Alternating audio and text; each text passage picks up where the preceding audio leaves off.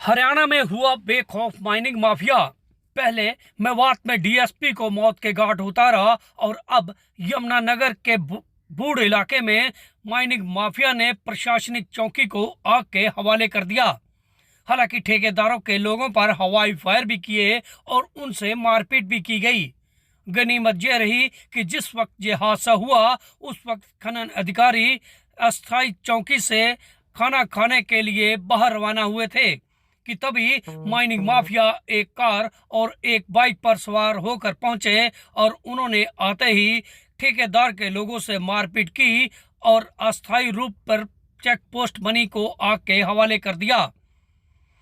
बता दें कि यमुनानगर के खिजराबाद यानी कि प्रताप नगर इलाके में माइनिंग धड़ल्ले से होती है और इन दिनों माइनिंग पर रोक लगी होने के बावजूद भी यहां खनन माफिया अवैध रूप से होने वाली माइनिंग को धड़ल्ले से अंजाम दे रहा है और इसी को रोकने के लिए खनन विभाग की तरफ से एक अस्थायी चौकी बूढ़ इलाके में लगाई गई थी।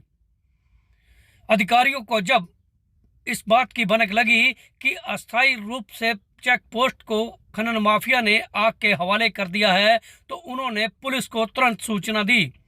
पुलिस ने मौके पर पहुंचकर घटनास्थल का जायजा लिया और मौके पर जो हवाई फायर करने की बात कही थी उसके खोल बरामद करने के लिए भी इलाके को छानना शुरू कर दिया।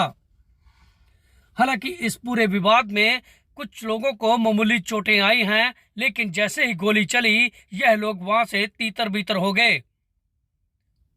हालांकि इस पूरी घटना के बाद कहीं ना कहीं यह बात तो साफ है कि जिस प्रकार खनन माफिया ने मेवात में डीएसपी को मौत के घाट उतारा था उसके बाद इनके हौसले और बुलंद हो चुके हैं।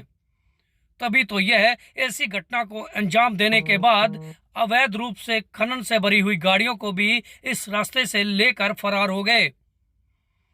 फिलहाल इस पूरे मामले में पुलिस ने घटनास्थल का दौरा करने के बाद माइनिंग अधिकारी सुखपाल के बयानों पर मामला दर्ज कर लिया है। फिलहाल ये लोग कौन थे अभी कहना मुश्किल है, क्योंकि खनन अधिकारी जिस वक्त पहुंचे थे उनसे पहले ही खनन माफिया यहां से फरार हो चुका था।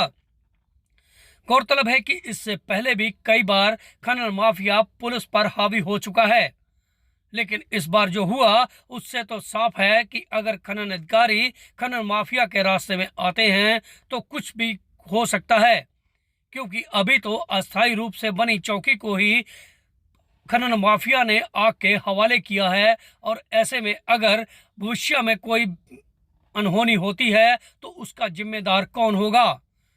फिलहाल इस घटना के बाद पुलिस अब उन खनन माफिया की तलाश में जुटी है जिन्होंने इस घटना को अंजाम दिया था और यह कब गिरफ्त में होंगे यह देखना अभी बाकी है। खनन विभाग की तरफ से सूचना प्राप्त हुई थी कि बूढ़ कला उनके चेक पोस्ट पर किसी अज्ञात व्यक्तियों ने हमला करके उनके टेंट में आग लगाकर फायर किए हैं।